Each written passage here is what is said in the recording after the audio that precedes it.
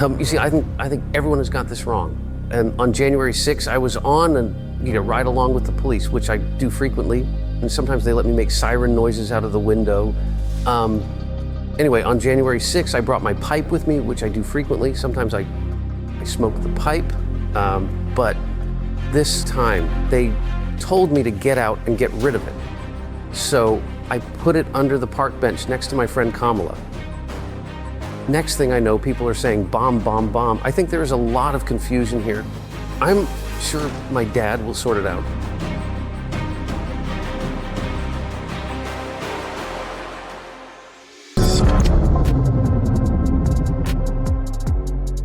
Eagle Ed Martin, it's our honor to have you on the program. The legal eagle. It's here first. Great to be on with you, Benny, and your great listeners. I want to say thank you to you. As I was going through the process of the Senate confirmation, a lot of your folks that listen to you and track these issues were very supportive of me, and I was very honored. And I think President Trump was good enough to nominate me for that spot.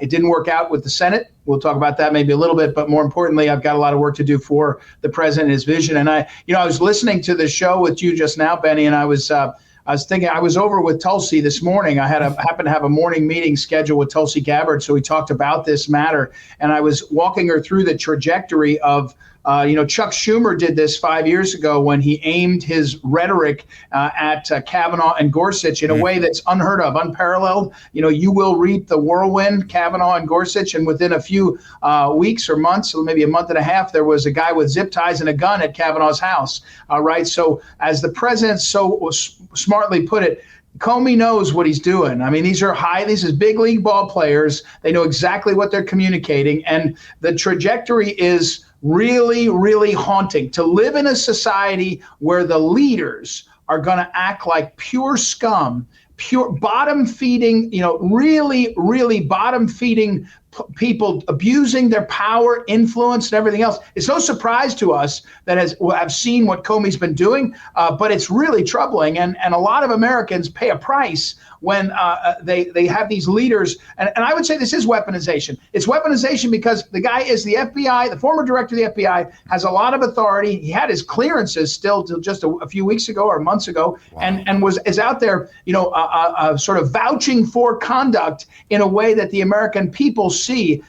Again, I was proud of Tulsi to get out there. A few minutes ago, I spoke with Judge Jeanine Pirro, who's now the prosecutor in the D.C. U.S. Attorney. She's all over this matter. She's got the FBI on it, Secret Service is on it, and I think Jim Comey made a terrible mistake, but he has to also be an example. And I'm looking forward to being a part of anything we can do to prove any readily provable crime and hold him accountable. But Benny, if there's not a crime, if it's First Amendment, we can still say, we can name and shame. He's still a disreputable human being. That guy teaches ethics at William & Mary School of Law. That school should be ashamed. It's a public school. They should stop letting the guy teach ethics at William & Mary Law School. It's an embarrassment to the school, and it's an embarrassment to the Commonwealth of Virginia. And that's the kind of stuff you have to be willing to say, name and shame these bottom feeders, and hopefully prosecute him. So, wow, lucky for us, Ed, we happen to have Cornell Law School. Let's just pull this up here. 18 U.S. Code 871, threats against the president and his successors. It says here that if you post a threat publicly against the president, whether you write it, mail it, whether you post it on social media, that you are going to get 5 years in the slammer. You could also get some very hefty fines. It's pretty cut and dry here. It's not really a long statute. It's just straight up, like, don't threaten the life of the president. And I guess you're going to have to find a way out of this, because this seems pretty clear as to what James Comey has done. Well, you're going to discover that James Comey is going to suddenly invoke the Constitution, which he trampled over, and Joe Biden's administration trampled over, and he's going to say it's free speech, and he's going to protest. And but let me point to scumminess some more, Benny, if I may. Please. Do you know that guy Comey has a book out in about 2 weeks, and it's all about some TDS overwrought prosecutor going after a conservative? So, in other words, the top guy of the FBI that's made millions and millions of dollars already off of trading on his nearly traitorous conduct against the United States, in my opinion. Everything I see, I can't prove it yet. I hope someone can, but it's really nasty stuff he did. He's selling books. So if you think he's not, look, this is a guy that played information warfare at the highest level. New York Yankees, LA Dodgers, St. Louis Cardinals, top level ball players, information warfare, and he's doing it to sell his books, FDR Drive. There it is. And so, it is the worst of America to see the exploitation of the American people. And I think you're right, though. He thought he could do a Schumer, which is say something dramatic and take it back. But Schumer only threatened justices. You're right. He threatened the president. And it's a lot clearer that we don't tolerate that. And I think he's in a jackpot. And I can't say that I feel bad. He's been abusing this country as a public figure for a lot of years now. So it seems like what you could potentially do, because there's no doubt that in 30 years at the FBI and in federal law enforcement that James Comey has come about this term, 8 to 86 someone. It's been around for a very long time and is very popular. And you see it at protests. You see it all across social media, actually, on the left, as they grow ever violent and get back to their roots. So it seems like what could happen is you could potentially have a situation where James Comey is going to be lying to federal officials. He's going to be lying to the FBI when he says, "Oh, I'm sorry, I didn't know what this meant."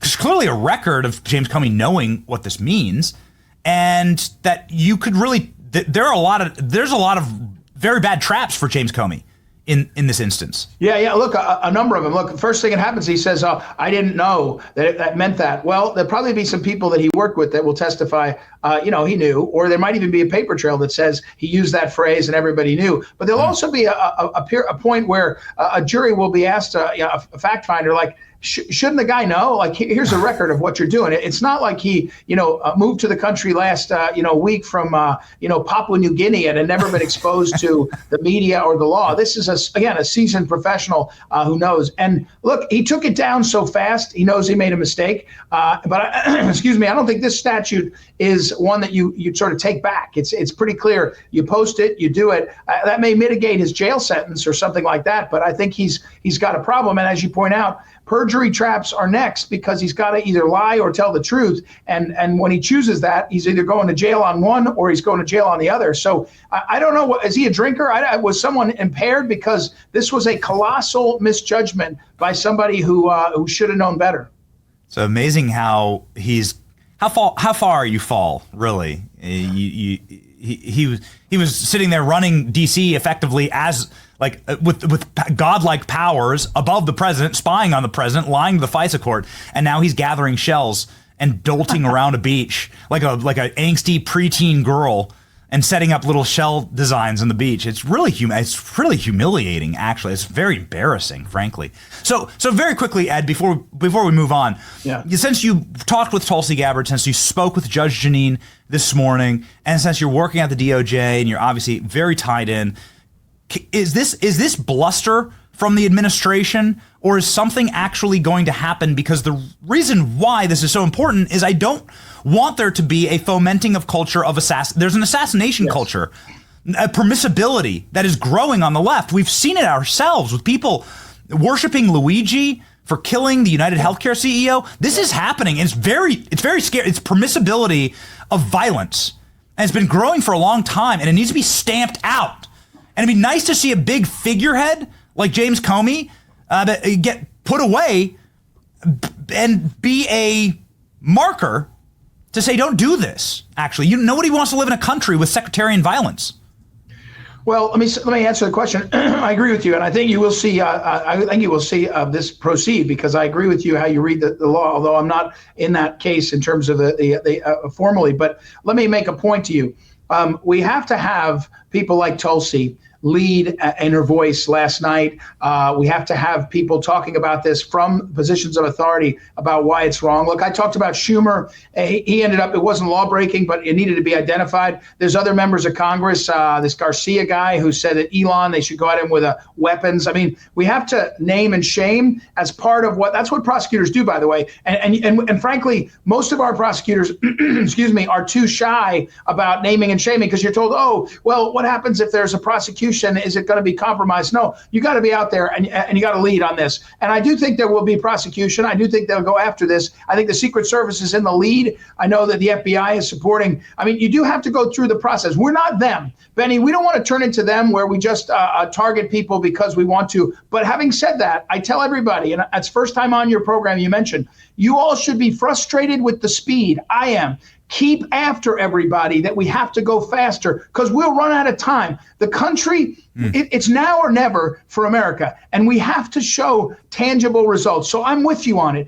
but understand that this is all part of it. Most of the time, Benny, people in positions of authority are in the past administrations hold back and they don't want to say what we're saying. They don't want to be out there. It's a starting point, not enough, but it's a starting point. And I do think that Pam Bondi, I do think that the DOJ, the Judge Janine, everyone is in this hard, and they'll get to the bottom of it, and we'll do the right things, and it'll be accountability. So we're starting the process, so we got to do it. And I think it's a big deal that we're here, not just waiting, saying things like, "Oh, we'll examine things." No, we're going to get accountability, and it's going to come, and it has to come in more places than this.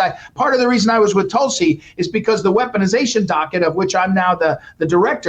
We're looking at the weaponization of the 51 guys that signed the Biden letter. We're digging into that. I went into the SCIF and talked about some things that are classified that we're going after. I mean, we have a lot of work to do, and with partners like her and me and others, I just want to encourage people. Track this, push us, be annoyed that it's not faster, but understand it's happening and we're at it. And it's because it's now or never. It's a now or never moment for America.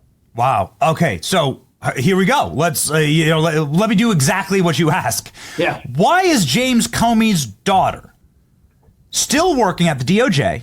She works for you. She works for Pam Bondi. Why is she allowed to prosecute these massive cases that potentially could entrap the Clintons, Bill Gates, the Epstein case, the Ghislaine Maxwell case, and the Diddy case? There's no coincidences on this earth, Ed. I don't believe it. And so why is the proxy of James Comey allowed to still have the highest cases, and what many legal experts are saying are totally bungling, like the Diddy case right now? And it just seems like a bad idea, right? I don't know Maureen Comey personally, and I don't have anything personally against her, but it just seems a little too close to the problem here. Well, her dad's able to call for assassinations against the president, and she's able to remain gainfully employed by the DOJ. Well, let me first, Benny, give you my history on this. When I became the U.S. Attorney in D.C., we got rid of anybody we could that touched J6 that was able to be let go immediately. That was something we had to do. Now, there's all these kind of crazy rules. I mean, I wish we could change them. In fact, Tulsi and I talked about it today. You get hemmed in by the insanity. It's almost like tenure. If you're a government employee in certain sectors, you have this kind of almost tenure situation. So the first week, I got rid of a whole bunch of people that we could get rid of under the law. And then I moved a whole bunch of the people out to other places. They screamed bloody murder, and then many of them quit. And you have to do this sort of this gamesmanship. I wish I could say it was different, but that's the reality you're under in this. And I think at DOJ, I'm no expert on Maureen Comey. I didn't know what cases she was on. I don't really know where in the system she is. I agree with you on how this certainly looks. Again, I didn't realize, but it's a process. And every single day, I was with Todd Blanche yesterday. He was counting through. They got everybody who worked on Jack Smith.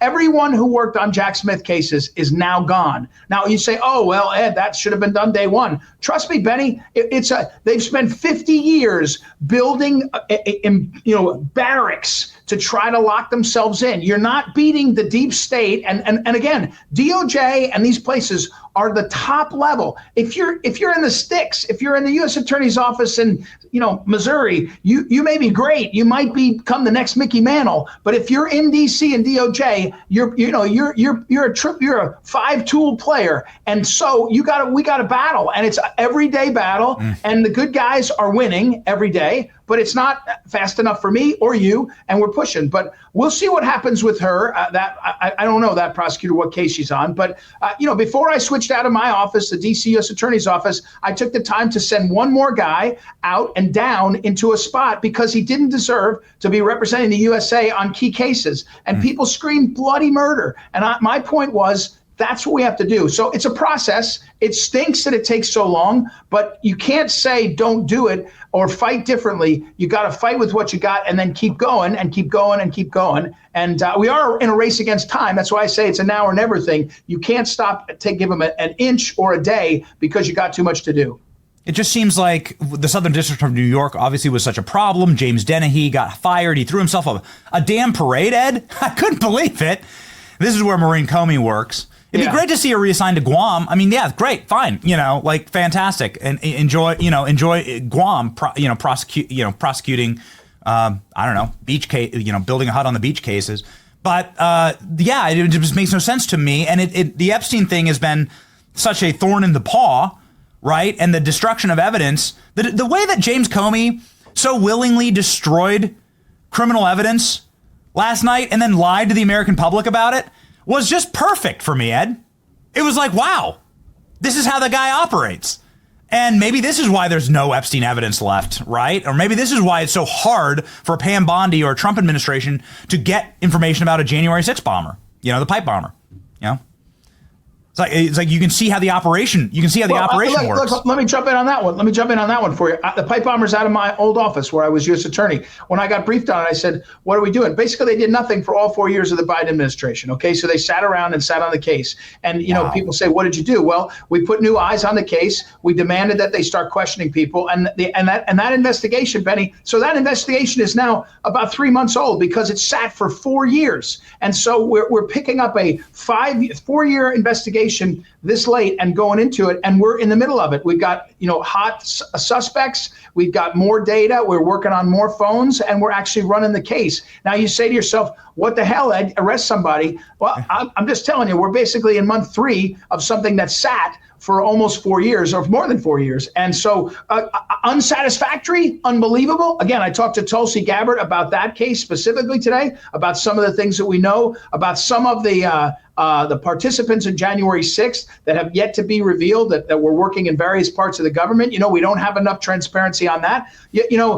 Benny, one of the reasons why, Tom Tillis made a terrible mistake in blocking me. He said he was worried about January 6th. I say thank you, because now I'm in charge of weaponization of government, and all these things are coming out, and we're coming out hard. And I'll tell you this, I care less right now about who I can prosecute than I do about getting the truth out, because we can't do this fast enough.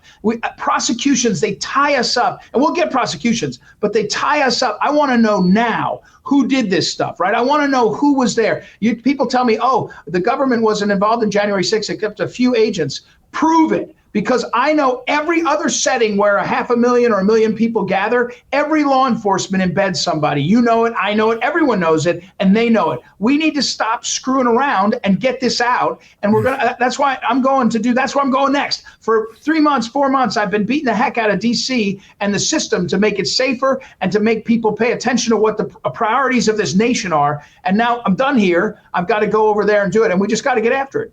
It's rock star move, man. I can see why Trump wants you in this position, and we're really big time team Ed Martin. You just speaking our love language here on the J6 pipe bomber. The language, hey Benny, the language is not enough, and I promise you, if I'm still talking and not doing, you come up and whack me like you do, and I appreciate it. You're spitting fire, brother. Okay, so you're speaking my love language. If you wanted to unite both sides on a specific issue, right, the right and the left, then go after the single, absolute, bona fide terrorist on January 6th. I would totally agree with you that the guy who planted pipe bombs, or what looked like pipe bombs, at the DNC and RNC, that individual should be unmasked, and we should know exactly who he was working with, who he was on the phone with. Everyone agrees with this, Ed. Yep. So why the flip?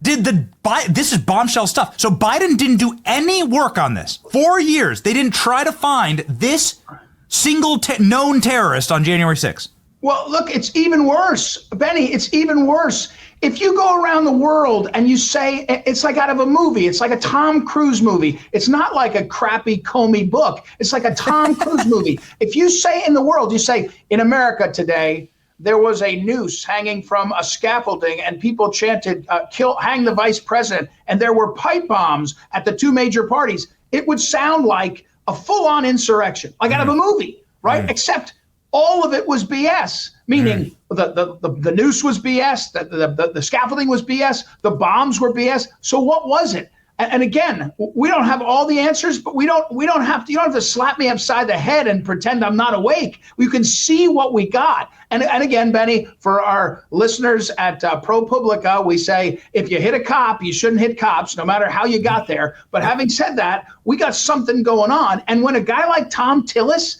Senator Tom Tillis, Republican of North Carolina, screams and yells at me and says, anyone who went in the Capitol that day was an insurrectionist, you step back and say, whoa.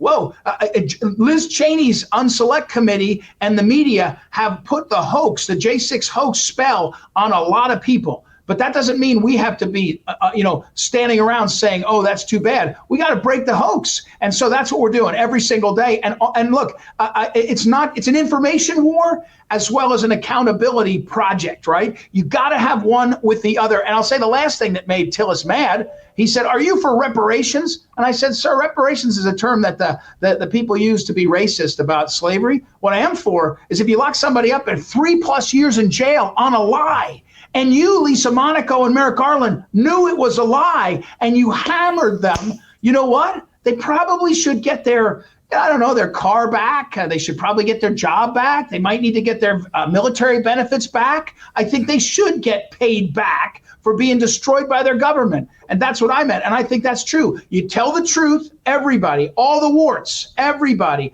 then hold them accountable, prosecute the hell out of them. And by the way, then pay people to get whole. And we should do it. We shouldn't be afraid. You want to pay J6ers? You're damn right I want to pay J6ers. If you got wronged by the government, then you should be made right. That's America. There's a fund that's available for doing this, actually, when the DOJ goes and destroys someone's life and it's fraudulent prosecution, right? Yeah, there's always been that fund is for when you and there's a process to sue for it and all. I'm saying it's got to be faster than that. It's got to be realer than that. And I'm not against that. I'm just saying you're right. There is this process and we've got to do that too. And there's a number of I got a call today if somebody weaponized. You know the name if I told you, Benny. Weaponized against him. Family's falling apart. Might lose his home, and he's trying to get some compensation, and he deserves it. And he's getting stonewalled by the bureaucrats. And I said, well, that's why we've got this weaponization working group, is because we're going to pound the living hell out of the bureaucrats and get the right things done. I'm not sure I know if he deserves what, but he deserves an answer. I mean, in America, you deserve an answer, especially when you're the guy that was targeted, that was weaponized against you. So it's an important time, but it's a now or never moment, Benny. It's now or never for this country. I can't say that enough. You cannot shy away. Be pissed if it's not fast enough for you. I'm happy to take the heat, but understand we're at it every single day, and we got to keep going. One of the last, and we're just so obsessed with this story, and we've covered every conceivable detail. It's so wonderful to have somebody who actually understands from the inside what's going on our show, because our last interview with Kash Patel, he told us everything on all of the lies of January 6th rest on the shoulders of the pipe bomber. And it has been something that has been an obsession for us since he told us that. So please, can you shed any more light, Ed, as to what was the op there? What was happening? What does your instinct tell you? Well, I've got instincts and reading on what I've seen, reading what I see and telling you what I think. I think that I was with somebody today. It wasn't Tulsi. It was someone else who said, well, I think the pipe bomb was plan B. I said, no, it wasn't. It was part of the whole plan. The plan was to have that be a dramatic thing. I actually don't think, based on my look at the bombs, that they were meant to kill. They were meant to be part of the sort of a psychological operation. And look, I watched every single piece of the video before before I got into government, looking at the person who walked around, where they walked around, how they looked, what they were wearing. I know you've used a lot of it and you put it up, but I've looked at that enough to know that this was not amateur hour, right? This was not somebody, a lone bomber. It was very sophisticated, which means you're dealing with something different than somebody who's disgruntled or wants to be dramatic. You're dealing with someone who's, and by the way, insofar as it's hard to find them, which it is, it has been, the data checks and all these things that, we're trying to do towers and looking at that means someone sophisticated. Normal people don't get away with, in the most surveilled city in the world, get away with that like this has happened. The masking, the covering, the outfit they had, this was not an amateur hour, right? Again, so once it's not amateur hour, it's not real bombs, it's kind of a part of a psychological operation. We watched the media and the Congress, the unselect committee of Liz Cheney, work together to push a narrative. We watched the prosecutors hammer the hell out of the individuals with a lie, but also in a way that makes a narrative. You say, okay, there's something going on here. And I don't know that I think that the pipe bomber is everything, but it's certainly at the heart of it. When you find the pipe bomber, you're into who's running this thing, and I think that's what we don't know yet. But my instinct is it's not some standalone, kind of crazy. They just happened to do this in a way that could be used like that. I think it's clearly a part of the larger project, in my opinion, right now. And again, I'm not saying that definitive on the behalf of the government, but I am saying I've read a lot and seen a lot, read in on a lot of stuff. And again, that raises the stakes, by the way, that we got to get to the bottom of it. The country should be pissed that there were pipe bombs in key places anyway, but they should be certainly mad that on such a day that they're told to trust us. If you thought it was an insurrection, you damn well want to know who did the bombs, right? Yes. You'd be like, oh, that's the key guy. Yes. So it's all insanity that has to be pounded through, and we're going to do it. It's amazing how you can really tell the game in the absence of who they wish to unmask. Liz Cheney, the select committee, the millions of dollars spent there, $30 million spent. They never once asked a question about the pipe bomber. Not once. Not once, man. Exactly. And then you bring it up, it's like saying Voldemort, right? Like, to talk about them, right? And so some of our friends, Darren Beatty's been on the program, Julie Kelly's been on the program, talking at length, and it's just because of what you said here. You said you've reviewed the footage. Have you found that the government doctored some of the security footage of this pipe bomber? I haven't seen that, but I will say, in defense of my video watching skills, I started out as a defense attorney for J6ers, so I was looking at the Department of Justice video, which was really tough to look at. It really stunk. And then I looked at the other, and so I'm actually not a great video watcher. There's a couple of paralegals that I have had work with me that are really good at looking through it and actually help me. I claim a lot of credit for another great mystery, which is the iconic image of that day is the gallows and the noose. And I'm the guy that was watching, hours of video and found, I call him Mr. Coffee, the gang of five. There were 5 people that built the gallows and the fake gallows and the noose at 6:35 in the morning on January 6th, and they left and came back at 1 o'clock with power tools and completed the project so that the AP could take a photo of the Capitol with a noose and run the story that there were not only pipe bombs, but there was this noose. It was total nonsense, and we still don't know who that is, right? We don't have, and again, that may or may not have been crime, although I can tell you, you're not supposed to build anything on the mall. I checked that out. There you go. You can see it on the screen. So, it's I'm not a great video watcher, so I don't know to say that they're doctored, but I have some people that say we're missing pieces. I mean, again, we're down in the weeds here, Benny, but I know your listeners or your viewers are very sophisticated on this. There's like 44,000 hours of video. Only about 9,000 matter, right? The rest of it is empty hallways and all sorts of stuff. So, but 9,000 hours is a heck of a lot of time. So I think there's probably as much done with omission. Yeah, there's our guy. That's Mr. Coffee right there. You tell me we can't find that guy? Are you telling me in America, in 2025, we can't find that guy? I mean, we should be able to find that guy with just your program. Say, who knows that guy? And he changed his clothes, by the way. You'll see he's wearing a cool trench coat. I have to know. Trench coat. He changed his clothes at one point, switched his hat and all. And so, but again, it's normal behavior. Yeah. Well, been to a lot of Trump rallies, Ed. I've been to like hundreds of Trump rallies. Sure. This is totally what a Trump supporter looks like. Yeah, exactly, totally. Exactly. Yeah, got it. They're wearing the FBI trench coat that they grabbed on their way out of Comey's office. Yeah, okay. Right, exactly. Yeah. Okay. All right. Well, obviously, we can see why some of the more limp-wristed and low testosterone members of the Republicans in the Senate didn't want you in this position, Ed. But we're so very glad the way that God works, and now you are where you are, and we're so deeply supportive of you and want you to be successful. And so, one final little piece of fake news that you made a ton of news with earlier in the week, talking about this fake world that we live in, whether it's pipe bomber or the nooses or maybe Joe Biden's auto pen. Is it legal for a president to do such heavy lifts in Article 2 with a computer and with his staff when the president he's not even in the country, right? When half these pardons are signed. Is this legal?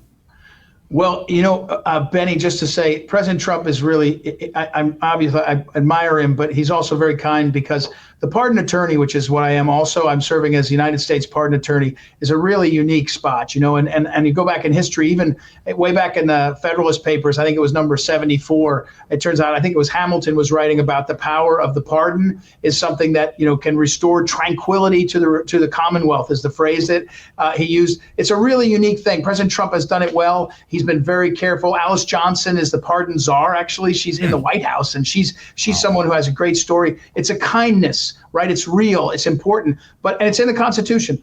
But I will say, and I've said it over and over, when something, as a prosecutor, when something is so unprecedented, it's a reason to take a look. It may not be probable cause to arrest people yet. It may not even be probable cause to subpoena things or to do sort of seizures. But when you see something that's outrageous and unprecedented, it's a reason to look. It's outrageous and unprecedented for Joe Biden to do these pardons for over a decade, blanket pardons, not blanket pardons as to, when you did this, you're pardoned on everything related to it, which is normal. It's anything you thought of or did back for years and years and years. By the way, Comey has, I think Comey got a pardon.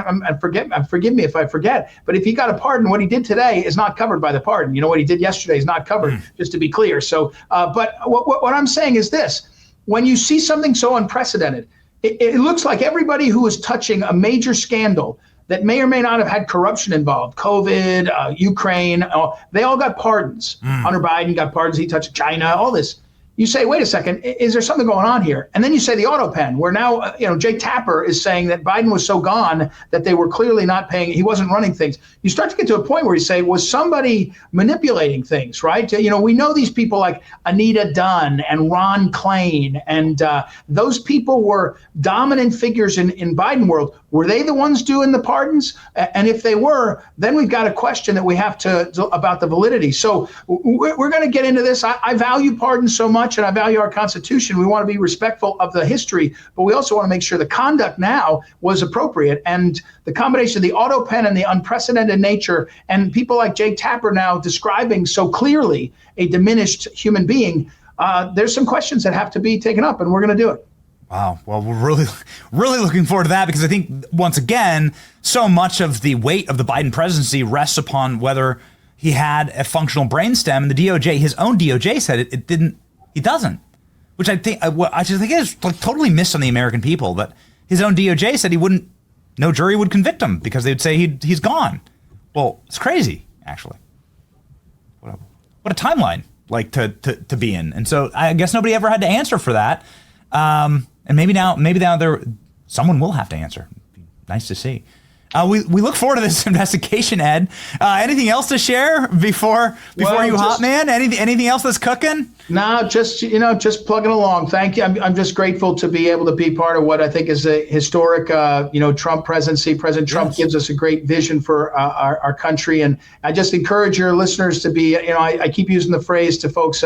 It's now or never. It's a now or never moment, and we have to realize that this is where we have to seize this opportunity. We have to just keep hitting, moving forward, and fight, as the president taught us and showed us. And I think we'll be really successful, or we'll continue to be more successful. So thanks for the chance to be on, Benny. I appreciate your work, and also your many followers and the people that watch your program. It's bombshell stuff. If you are a follower of this program, you hop on over to Eagle Ed Martin's page right here. What an absolute G. and a literal Fed now, and he's somebody who's truly fighting for you. He's got 140,000 subscribers, and I think we can bump those numbers up. You can clearly see in this interview that he's the man who speaks the truth. And as you said, fight, Ed, dude. Like, we got to take these assassination attempts against our presidents seriously. Yeah, for sure. Yeah. For sure. Thank That's you. right. Godspeed, Ed. We're with you, man. Thank you. Thanks, Benny. All the best.